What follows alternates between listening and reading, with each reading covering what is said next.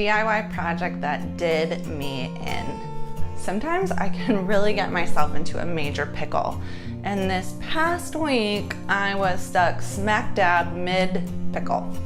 So let me explain because it might apply to you too. Here's the thing about being a DIYer. We like to do it ourselves. It seems kind of obvious, I know, but it can get us into trouble. Yeah, because we DIY, for better or worse. And there's a little, or maybe not so little part of me that thinks I can always do it myself, no matter the project. But oh, how wrong I was. Here's the thing. When a really amazing stencil company contacted me to try out one of their miiiiiiight stencils, I thought two things simultaneously. Ready? Number one, heck yeah, beautiful stencil for the nursery, high five.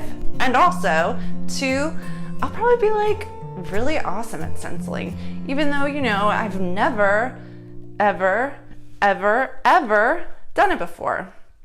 So off I went in the way that we DIYers do, head first into a project armed with ample YouTube videos and a zest of spirit.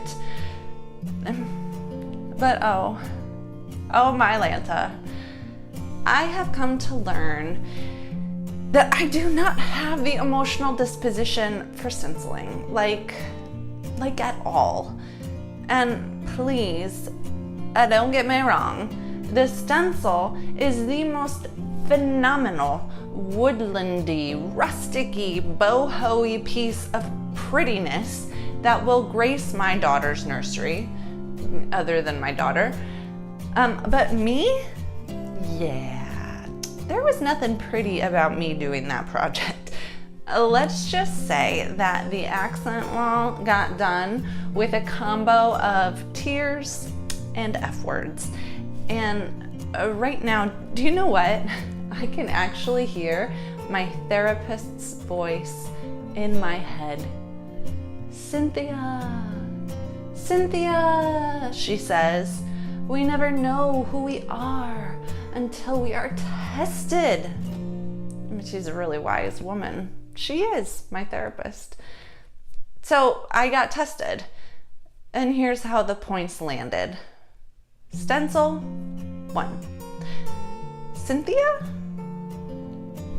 0. So here's what I now know. Stenciling is probably for the people who actually like, to measure the amount of flour they put in their cookies when they bake. You know those people? The ones who take, a butter knife and they glide it along the top of the baking cup so that they get the perfect amount every time. My mother-in-law is one of those people. And do you know what? Her cookies, they're fantastic. Every single stinking time. Me, I don't measure my flour. I mean, don't get me wrong, I use that little cup thingy, but sometimes if I scoop out the flour and it looks like a white mountain, I just make sure that the next scoop looks like a valley. Does anyone else do that? So, okay, let's summarize. In the end, this is where I've landed. The universe has rather graciously bequeathed upon me an inordinate number of gifts and talents, but unfortunately, patience, temperance, and precision, they're not among those bounties.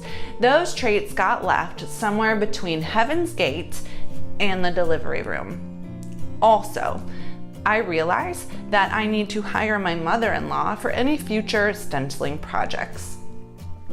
So, I guess what might sum up the longest treatise on my emotional failings ever might be this question for you. What DIY projects do you do that you just don't have the emotional fortitude to conquer?